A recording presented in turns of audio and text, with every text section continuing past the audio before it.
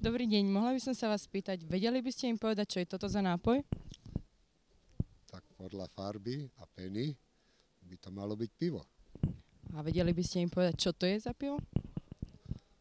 Tak čo viem prečítať na tom pohári, tak to vyzerá, že by to mal byť Zlatý bažant. Áno, správne. Poznáte toto pivo len podľa nápisu, alebo aj podľa chuti? Hlavne podľa chutí. Čaute, vedeli by ste im prosím povedať, že čo to je za nápoj? No tak podľa toho, ako to vypadá, to musí byť určite Zlatý bažant. Zlatý bažant. Pivo, ktoré pozná každý.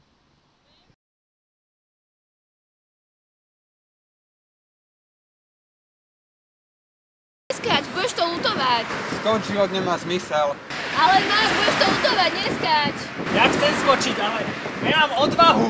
Ale to nie je žiadny problém. Je. Nie je žiadny problém. A pivo. To je odvahy, čo? Nie, nepí. Prečo? To je Zlatý bažant. Je dobré, dal by som si ešte. Tak poď, dajme si spolu. Dobré pívko je, dobré.